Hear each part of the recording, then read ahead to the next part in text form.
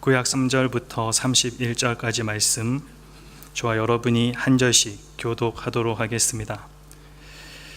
블레셋 사람의 방백들이 이르되 우리의 신이 우리 원수 삼손을 우리 손에 넘겨주었다 하고 다 모여 그들의 신 다곤에게 큰 제사를 드리고 즐거워하고,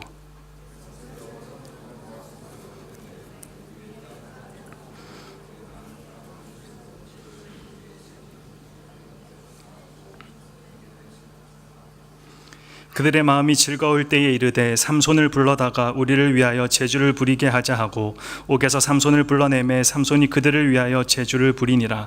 그들이 삼손을 두 기둥 사이에 세웠더니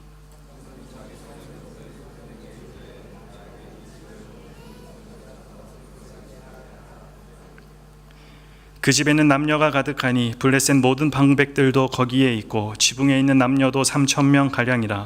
다 삼손이 제주 부리는 것을 보더라.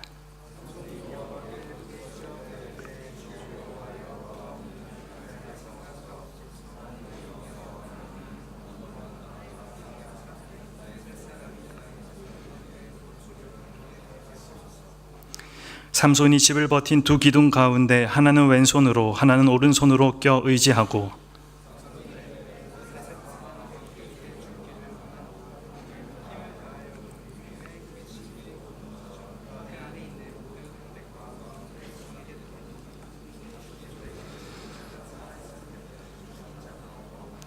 (31절) 함께 읽습니다. 그의 형제와 아버지의 온 집이 다 내려가서 그의 시체를 가지고 올라가서 소라와 에스다올 사이 그의 아버지 마노아의 장지에 장사하니라.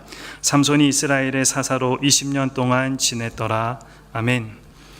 이제 곧 성탄절입니다. 어린이들은 산타 할아버지에게 선물 받을 생각하느라 즐거울지 모르겠지만 여전히 옆구리가 시리고 외로운 우리 어른이들, 또 한 살 더 먹는 게 슬픈 어른이들, 시간을 되돌리고 싶다라는 마음이 들 때인 것 같습니다.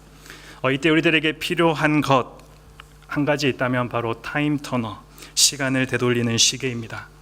해리포터에서 가장 인기 있었던 아이템 중 하나로서 참으로 이 책을 읽으면서 나도 언젠가 가질 수 있는 기회만 있다면 한번 가지고 싶다라는 생각을 해보기도 했습니다. 여러분도 이 시계가 필요할 때가 있지 않습니까? 나도 이런 시계가 있었으면 좋겠다라고 생각할 때가 다들 있을 것입니다. 많은 사람들이 세상을 살아가는 동안에 원하지 않는 수많은 실수와 실패를 경험하게 됩니다.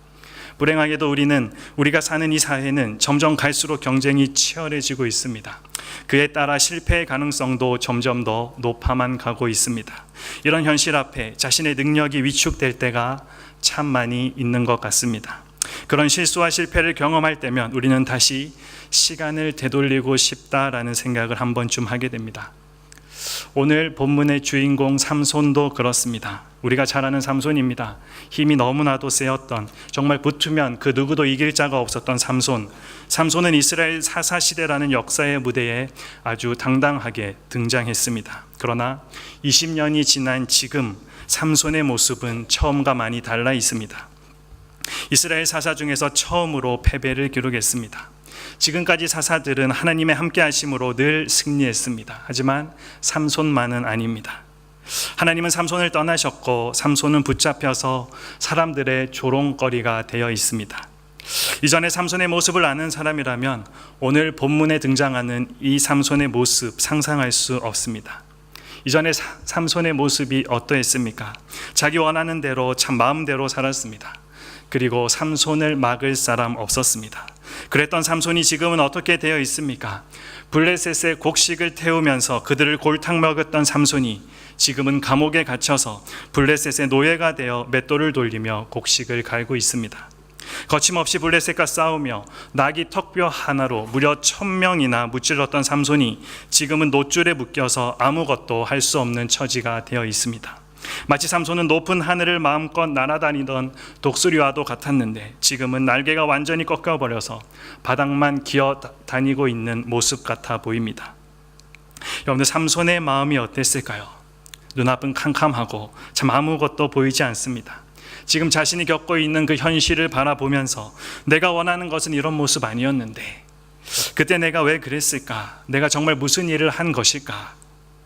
삼손은 할 수만 있다면 예전의 모습으로 되돌아가고 싶지 않았을까 생각해 봅니다. 할 수만 있다면 시간을 다시 되돌려서 자신의 잘못된 선택 바꾸고 또 그 잘못을 돌이키고 싶지 않을까 생각해 봅니다. 저도 가끔 그런 생각할 때가 있습니다. 할 수 있다면 다시 되돌리고 싶다. 내가 왜 이런 바보 같은 말과 행동을 했을까? 나 자신이 너무 싫을 때가 있고 또 내 스스로의 부족함 때문에 저녁에 이불킥을 여러 번 할 때도 참 많이 있었습니다. 다시 시간을 되돌리고 돌아가서 실수를 만회하고 싶을 때가 참 많이 있습니다. 여러분은 어떻습니까? 그런 생각해 본 적 혹 없습니까? 때로 실패를 경험하면서 때로 말도 안 되는 실수를 하면서 나에 대한 자책과 비관적인 생각이 머릿속에 가득할 때가 있습니다. 지금 내 모습이 너무 싫은 것입니다. 나는 이거밖에 안 되는 사람인가? 계속 낙심이 되고 마음이 어려워서 그냥 숨어버리고 싶을 때가 참 많이 있습니다. 내 몸도 마음도 바닥일 때가 있습니다. 그렇게 나의 부족함을 경험해 가면서 시간을 되돌리고 싶을 때가 우리 누구에게나 다 있다라는 것입니다. 지금 삼손이 누구보다 그랬을 것입니다. 그런 괴로운 마음을 가지고 있습니다. 삼손은 실패했고 그로 인해 깊은 수렁에 빠져 있습니다. 되돌릴 수가 없습니다. 아무것도 할 수 없는 상황, 아무것도 보이지 않는 상황 가운데 홀로 있습니다. 그 엄청난 능력을 가졌던 삼손인데 이제는 이렇게 굴욕적인 모습으로 비참하게 인생을 마감하려 하고 있습니다. 그런데 정말 이것이 끝일까? 삼손에게는 더 이상 어떤 희망도 안 보이는 것일까? 그런데 오늘 본문 바로 앞에 나오는 22절 말씀을 보니 이런 말씀이 있습니다. 그의 머리털이 밀린 후에 다시 자라기 시작하니라. 사사기의 저자는 앞으로 일어날 일에 대해서 넌지시 그것을 알려주기 위해서 삼손의 머리가 다시 자라기 시작했다라는 것을 언급하고 있습니다. 밀린 머리가 다시 자라기 시작했다. 무슨 말씀입니까? 희망의 불씨가 살아나고 있다라는 것입니다. 삼손의 삶은 그렇게 허무하게 끝나지 않습니다. 아직 끝이 아니다라는 것입니다. 삼손은 비록 실패했지만 머리도 밀리고 힘도 다 잃어버렸지만 그렇지만 밀린 머리는 다시 자라기 시작했던 것입니다. 머리카락이 다시 자라니까 삼손의 힘도 다시 회복되지 않을까 하는 기대를 우리도 한번 가져보게 됩니다. 물론 삼손의 힘은 머리카락에 있는 것이 아닙니다. 삼손의 힘의 원천은 머리가 아니라 하나님께 있습니다. 단순히 머리카락이 자란다고 해서 다시 힘이 생기는 것 아닙니다. 그래서 삼손의 머리가 자라기 시작했지만 삼손은 여전히 힘이 없고 약한 모습으로 블레셋 사람들에게 붙잡혀 있습니다. 삼손의 머리가 자라는 것은 다시 힘이 생겼다라는 것이 아니라 하나님과의 관계를 회복할 수 있음을 상징적으로 보여주고 있는 것입니다. 삼손의 능력은 하나님께서 그와 함께 하셨기 때문에 생겼던 것입니다. 그래서 무엇보다 중요한 것은 하나님과의 이 관계를 다시 회복해야 하는 것입니다. 삼손은 시간을 되돌릴 수 없습니다. 그러나 삼손은 하나님과의 관계를 되돌릴 수는 있습니다. 그 관계를 다시 회복할 수는 있다라는 것입니다. 여러분, 이 사실을 잊지 않기를 바랍니다. 나의 부족함으로 또 실패도 경험하고 정말 시간을 되돌리고 싶을 만큼 내 상황이 어려울 때, 그렇게 낙심되고 내 마음이 바닥을 치고 있을 때 우리는 시간을 되돌려서 과거로 돌아가고 싶다. 그래서 과거를 바꾸고 싶다라는 생각을 하지만 실제로는 그렇게 할 수가 없습니다. 하지만 우리도 하나님과의 관계는 회복할 수가 있습니다. 지금 내가 경험하는 문제들을 극복하고 나의 좋았던 때로 다시 돌아가고 싶다면 그 무엇보다 내가 먼저 해야 하는 것은 다른 것이 아니라 하나님과의 관계가 올바로 서 있나 확인해야 한다라는 것입니다. 하나님과의 관계를 회복할 때 우리는 비록 실패했지만 그 실패를 딛고 다시 일어설 수 있습니다. 실패와 낙심, 또 마음의 어려움, 자기 스스로의 연민, 두려움과 죄책감, 이 모든 문제를 해결하는 방법은 하나님과의 관계를 회복하는 것에 있습니다. 우리가 소요리 문답을 통해서 배우고 있는 십계명의 모든 내용도 결국에는 하나님과 또 이웃과의 관계 회복에 관한 내용입니다. 삼손 실패했고 비참한 처지에 놓였지만 그것이 끝이 아니었습니다. 하나님은 그에게 은혜를 베푸십니다. 그래서 삼손은 하나님의 은혜 때문에 다시 일어서게 됩니다. 삼손의 불순종으로 인해 하나님은 삼손을 떠나셨지만 삼손을 완전히 버리셨던 것은 아니었다라는 것입니다. 하나님의 은혜가 있었기에 삼손은 다시 희망을 품을 수가 있습니다. 삼손의 머리는 다시 자라나고 있습니다. 삼손의 머리가 자라는 상황에서 삼손을 위한 마지막 무대가 또한 준비되고 있습니다. 블레셋 사람들은 삼손을 잡은 것을 기념하기 위해 다곤이라는 신전에 모입니다. 그리고 승리의 도시 되어서 축제를 벌이고 있습니다. 블레셋은 자신에게 승리를 준 것은 다곤에게 제사를 드리고 또 그렇게 했기 때문에 다곤 신이 자기들을 승리하게 하셨다 착각하며 즐거워합니다. 블레셋이 섬기는 신 다곤은 농사와 관련된 곡식의 신이라고 할 수 있습니다. 블레셋은 이 다곤의 도움으로 삼손을 잡을 수 있었다라고 생각했습니다. 오늘 본문 23절과 24절 말씀이 그것을 분명히 증거합니다. 블레셋 사람의 방백들이 이르되 우리의 신이 우리 원수 삼손을 우리 손에 넘겨주었다 하고 다 모여 그들의 신 다곤에게 큰 제사를 드리고 즐거워하고 백성들도 삼손을 보았으므로 이르되 우리의 땅을 망쳐놓고 우리의 많은 사람을 죽인 원수를 우리의 신이 우리 손에 넘겨주었다 하고 자기들의 신을 찬양하며.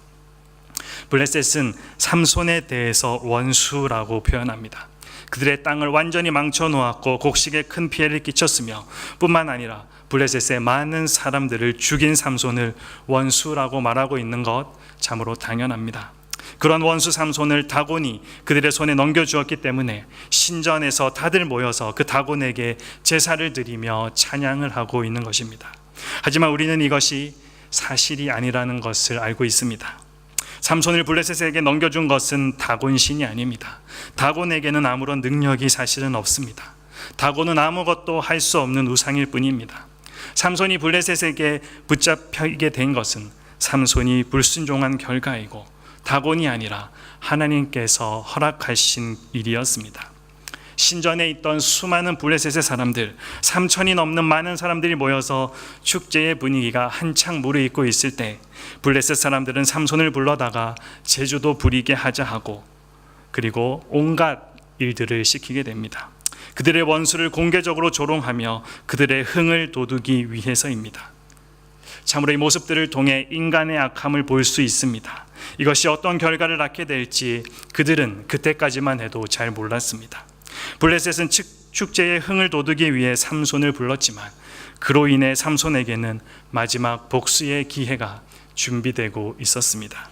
삼손은 자기를 돕는 소년의 안내를 받아 신전을 버티고 있는 기둥 사이에 서게 됩니다.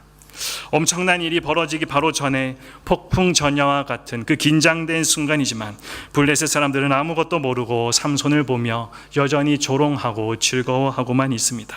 그들의 눈에 삼손은 소년의 도움을 받아야 하는 나약한 포로이며 한때 엄청난 능력으로 감히 대적할 수도 없었던, 근처에 갈 수도 없었던 두려운 존재였지만 지금은 그저 보잘것없는, 앞도 보지 못하는 맹인으로 재주만 부리고 있는 처량한 신세의 이방인으로서만 볼 뿐입니다. 그런데 여기서 혹시 여러분들 이런 질문 생기지 않습니까? 블레셋 사람들은 왜 삼손이 다시 회복할 수 있다는 생각을 전혀 못했을까? 머리가 다시 자라고 있었는데 그에 대한 염려나 의심은 왜 하지 않았을까? 분명 삼손의 머리가 다시 자라는 것을 봤을 텐데 왜 그냥 내버려 뒀을까? 블레셋이 축제를 벌이고 있을 때 삼손을 부른 것을 보면 삼손이 더 이상 그들에게는 위험 요소가 아니다라는 것을 생각했음을 알 수 있습니다. 눈이 뽑혔으니까 더 이상 아무것도 할 수 없을 것이라고 생각했는지도 모르겠습니다. 우리가 생각할 수 있는 것은 블레셋 사람들이 보기에 삼손은 자신의 신에게 버림받은 그냥 한 사람입니다. 자신이 섬기는 신의 명령을 따르지 않았고 그 결과 심판을 받고 있는 한 사람. 신에게 버림을 받은 자가 다시 회복될 수 있을까? 뭔가를 해서 그 공로로 신에게 인정을 받고 신에게 호의를 얻을 수 있다라고 믿는 사람들에게 삼손은 이제 어떤 것도 기대할 수 없는 그냥 정말 처량한 한 사람의 모습일 뿐입니다. 신에게 버림받았고 신을 위해 어떤 것도 할 수 없는 처지, 그래서 머리가 자라더라도 두려워할 필요가 없는, 그래서 그들이 걱정하지 않았던 이유가 아닐까 생각해 봅니다. 그들의 생각으로 신에게 버림을 받은 자가 회복할 가능성은 전혀 없었기 때문입니다. 하지만 블레셋이 생각하는 신과 우리가 믿는 하나님은 다릅니다. 하나님은 삼손의 불순종으로 인해 그를 떠나셨지만 그를 아주 버리셨던 것은 아니었습니다. 하나님은 삼손에게 또 한 번의 기회를 주십니다. 회복할 기회를 주고 계십니다. 우리가 실패를 경험할 때, 나의 연약함으로 좌절할 때, 반복해서 넘어진 나의 부족함 때문에 나조차도 내가 싫어질 때, 그렇게 시간을 되돌리고 싶을 때에도 우리가 소망을 가질 수 있고 다시 회복을 기대할 수 있는 것은 우리가 믿는 하나님은 다르기 때문입니다. 하나님 생각은 우리의 생각과 다르고 우리가 세상에서 경험하는 것과 완전히 다릅니다. 하나님은 사람들이 하는 것과 다르고 사람들이 예상하는 것과 완전히 다르신 분입니다. 우리가 믿는 하나님은 참으로 많이 다릅니다. 사람이 만든 거짓 신들과는 확실하게 다릅니다. 하나님은 실패한 자들에게 손을 내미시는 분이십니다. 연약한 자를 세우시는 분이십니다. 넘어진 자, 그냥 보고 비웃고 잘됐다 조롱하는 것이 아니라 다시 일으켜 주시는 분이십니다. 하나님은 회복을 허락하시고 회복의 은혜를 베푸시는 분이십니다. 우리가 그 하나님을 바라보고 그 하나님을 의지할 때 우리는 어떤 상황 가운데에서도 회복을 기대할 수가 있는 것입니다. 다시금 일어설 수 있고 또 실패를 딛고 다시 도약할 수 있습니다. 비록 넘어지기는 했지만 다시 일어나 달릴 수 있게 된다라는 것입니다. 그러면 어떻게 그 은혜를 누릴 수 있을까요?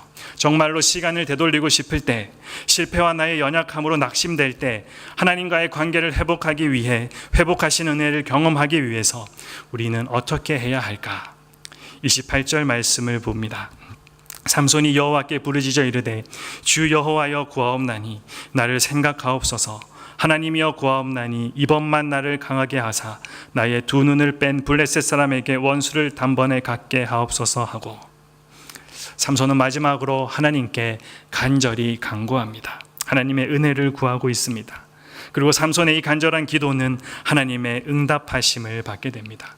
하나님은 삼손에게 은혜를 베푸셨고 삼손은 힘을 회복하게 됩니다.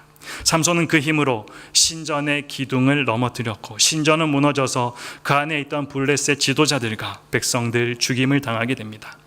삼손은 큰 승리를 거두며 숨을 거두고 그리고 그의 가족들은 그의 시체를 거둡니다. 성경은 삼손이 마지막으로 죽인 블레셋 사람들이 이전에, 즉 삼손이 살아있을 때 죽였던 사람들의 수보다 더욱 많았다라고 평가합니다. 블레셋 입장에서는 축제를 즐기다가 무방비 상태로 만난 참으로 대참사입니다. 삼손은 이렇게 자신과 어울리는 최후를 맞이합니다. 블레셋의 포로가 되어 계속해서 그들의 조롱과 모욕을 당하기보다 그들에게 원수를 갚으며 의미 있는 마지막을 맞은 것입니다. 그런데 여기서 우리가 조금 고민해 볼 문제가 하나 있습니다. 삼손의 마지막 기도를 우리가 어떻게 봐야 할지에 대한 문제입니다. 왜냐하면 이 기도에는 논란의 여지가 많기 때문입니다. 우리는 삼손의 이 기도를 어떻게 봐야 할까? 삼손의 기도를 좋게 볼 수 있을까? 삼손은 자신의 잘못을 회개했고 그것이 그 기도에 반영되어 있었던 것일까? 그래서 그의 뉘우침이, 그의 깨달음이 그 반영된 믿음의 기도라고 할 수 있을까? 아니면 여전히 자신의 욕심만을 앞세웠던 이기적인 기도라고 할 수 있을까? 먼저 기도를 안 좋게 보는 경우를 소개합니다. 삼손의 기도를 보면 회개의 모습이나 하나님께 용서를 구하거나 또 자신의 소명에 대한 인식이나 이런 것은 사실 아무것도 없습니다. 자신의 잘못을 뉘우치며 은혜를 구하는 기도가 아니었습니다. 삼손이 그렇게 간절히 구하는 것이 무엇입니까? 28절 말씀에 보면 이번만 나를 강하게 하사 나의 두 눈을 뺀 블레셋 사람에게 원수를 단번에 갖게 하옵소서. 자기의 두 눈을 뺀 그 블레셋 사람, 그 원수를 갚게 해달라는 것입니다. 무슨 말입니까? 블레셋에게 복수를 하게 해달라는 것, 단지 그것뿐입니다. 참으로 끝까지 자기중심적이고 욕심에 따라 행하는 삼손을 볼 수 있습니다. 하지만 이에 대한 반대의 의견입니다. 기도를 좋게 보는 경우입니다. 오늘 삼손이 기도를 어떻게 시작하고 있습니까? 주 여호와여 구하옵나니. 삼손이 하나님을 주 여호와라고 부르고 있습니다.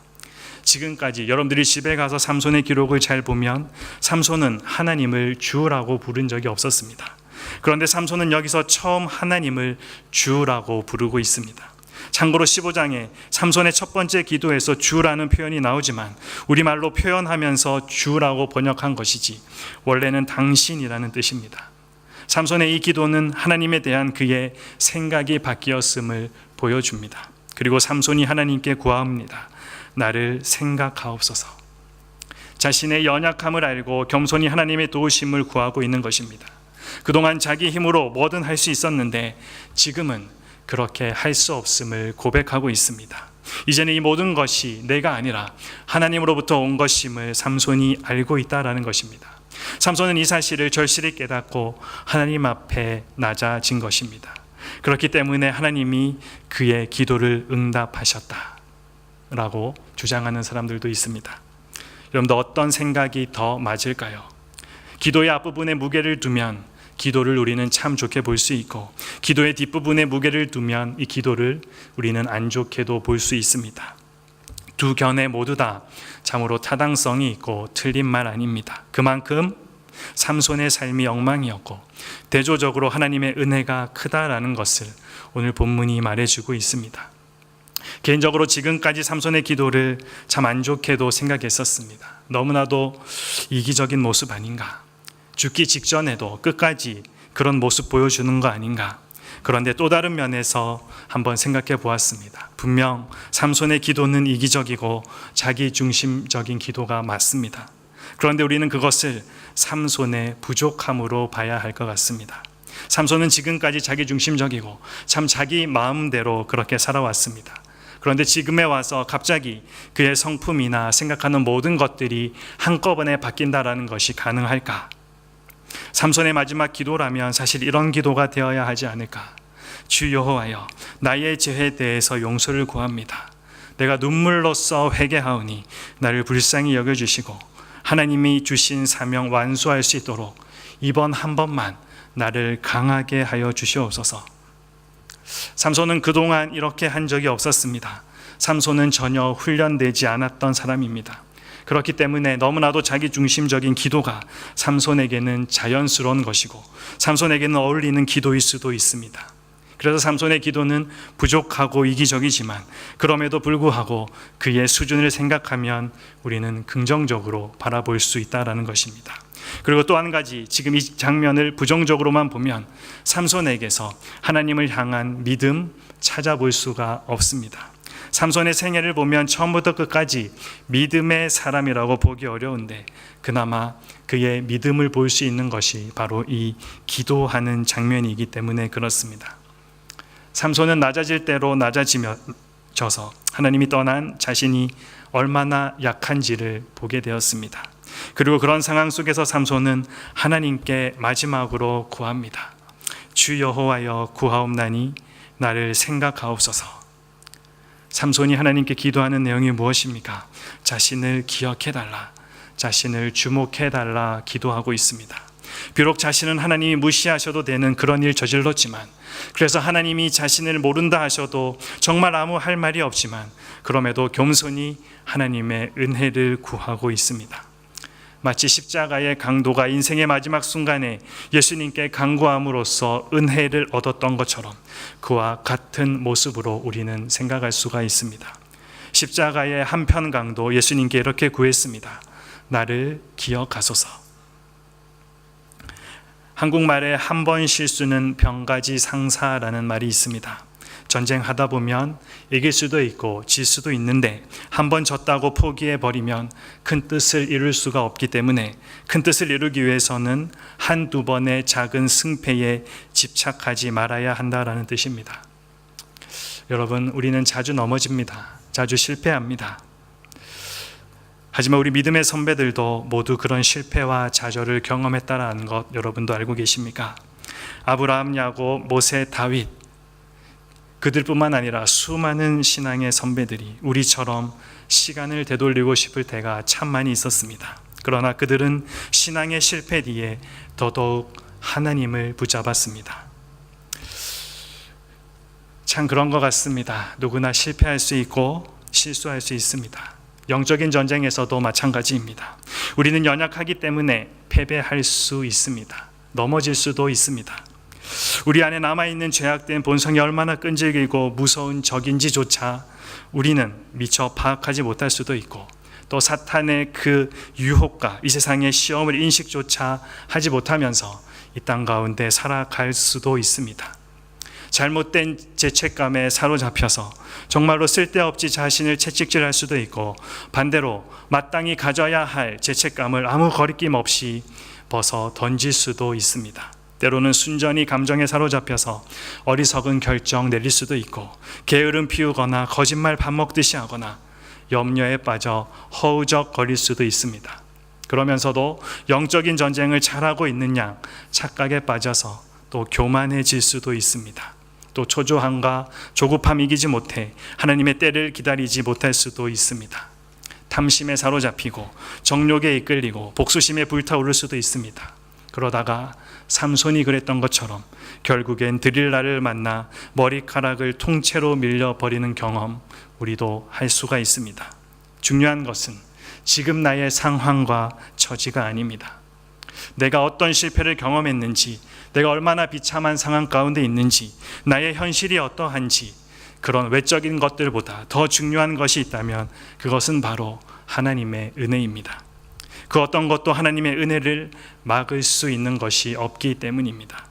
십자가의 고통도, 사람의 멸시와 조롱도, 두 눈이 뽑힌 상태도, 참으로 죽음을 코앞에 놓고 있는 그 상황이라도 하나님의 그 은혜를 막을 수는 없습니다. 우리에게 중요한 것은 겸손히 이 하나님의 은혜를 구하는 것입니다. 나를 기억하여 주시옵소서. 나를 생각하여 주시옵소서. 주님, 나의 모습이 이러합니다. 주님께 정말로 내세울 것 아무것도 없습니다. 너무나도 연약하고 부족해서 반복해서 또 실패하고 넘어집니다. 그런 저를 생각해 주십시오. 그런 저를 불쌍히 여겨 주십시오. 우리가 낮아진 마음으로, 상한 심령으로, 정말로 우는 마음으로 하나님의 은혜를 구할 때 하나님은 여러분들의 기도에 응답하시고 은혜를 베풀어 주십니다. 다시 회복하시는 은혜를 경험하게 하신다라는 것입니다. 비록 넘어졌지만, 비록 실패했지만, 비록 아픔이 있고 상처도 있지만, 그래서 시간을 되돌리고 싶을 만큼 참 마음이 힘들고 괴롭지만, 그렇지만 하나님은 겸손히 은혜를 구하는 자에게 그 은혜를 허락해 주십니다. 이것이 성탄절을 맞이하면서 예수 그리스도께서 이 땅 가운데 오신 이유이기도 합니다.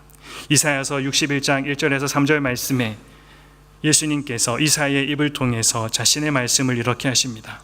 주 여호와의 영이 내게 내리셨으니 이는 여호와께서 내게 기름을 부으사 가난한 자에게 아름다운 소식을 전하게 하려 하심이라.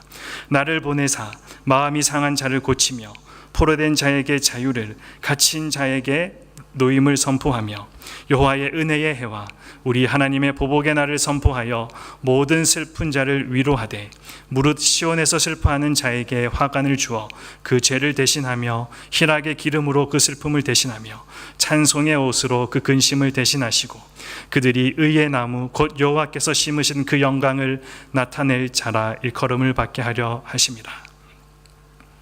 예수님께서 이 땅에 오신 목적 바로 이것입니다. 그러니 저와 여러분이 어떤 상황에 있더라도 낙심하지 말고 자책하지 말고 다시금 하나님의 은혜를 구해야 합니다.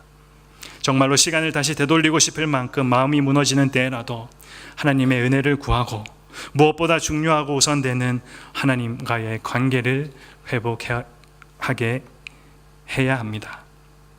우리들에게 지난날에 실수가 있다고, 어제의 실패가 있다고, 그 과거에 얽매여서 오늘의 시간을 무기력하고 참으로 의미 없이 그렇게 낭비하지 마십시오. 우리에게는 회복의 은혜가 있고 또 내일이라는 기회도 있습니다. 그리고 시간을 되돌리고 싶을 만큼 실패했다고 생각할 때 여러분들이 꼭 이 사실만을 기억하고 힘을 낼 수 있었으면 좋겠습니다. 그것은 나에게 주신 약속, 그 약속을 지키시는 하나님을 기억하라라는 것입니다. 오늘 본문 30절을 가만히 살펴보면 31절과 더불어서 삼손과 관련한 성경의 마지막 기록입니다. 그런데 그 말씀을 가만히 살펴보니 우리 함께 30절 말씀 읽어보겠습니다. 삼손이 이르되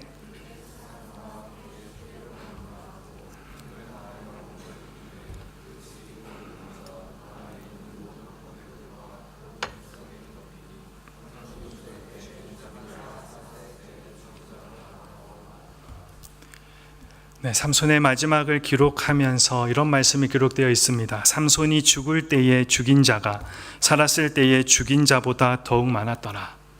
여러분, 성경 기자는 이 말씀을 여기에 왜 끼워 넣었을까요? 이 말씀의 의미는 삼손의 인생의 첫 출발할 때 주셨던 그 하나님의 말씀, 사사기 13장 5절 말씀을 보면 알 수 있습니다.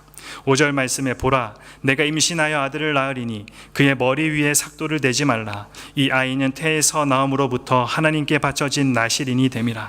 그가 블레셋 사람의 손에서 이스라엘을 구원하기 시작하리라 하시니, 삼손이 죽을 때에 죽인 자가 살았을 때 죽인 자보다 더욱 많았더라라고 하면서 삼손의 인생의 결론을 짓고 있는 그 이유를 여러분들은 발견했습니까?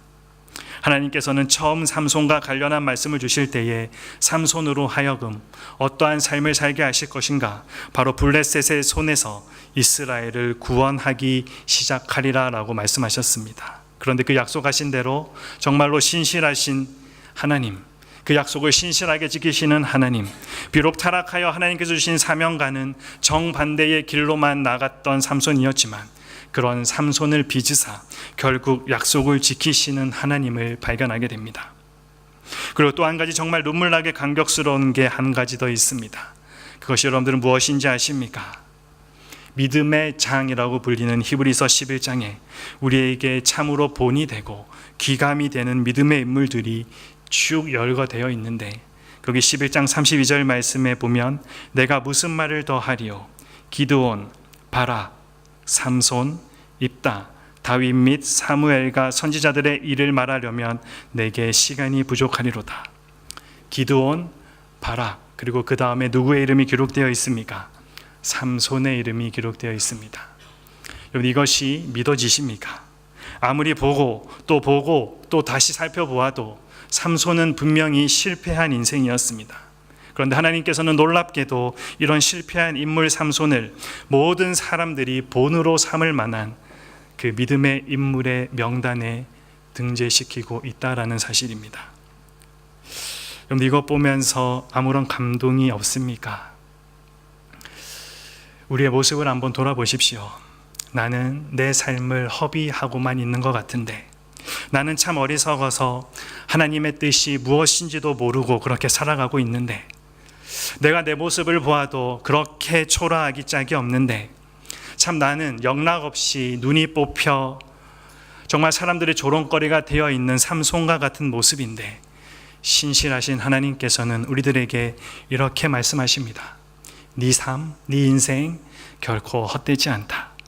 내가 너를 이 땅에 보낼 때 내가 원했던 그 일이 이미 다 이루어졌다. 너의 이름도 믿음의 장에 기록될 수 있다. 우리가 이 사실을 깨닫게 된다면 우리도 다시 힘을 낼 수 있지 않을까 생각해 봅니다. 내 인생을 주도적으로 인도해 주시는 하나님이 계십니다. 그래서 오늘 삼손의 이야기는 실패한 한 사사, 한 선지자의 이야기가 아니라 하나님 앞에서 실패한 것처럼 보이지만 하나님이 성공한 인생이라고 인정해 주시는 위대한 한 인물에 관한 이야기입니다.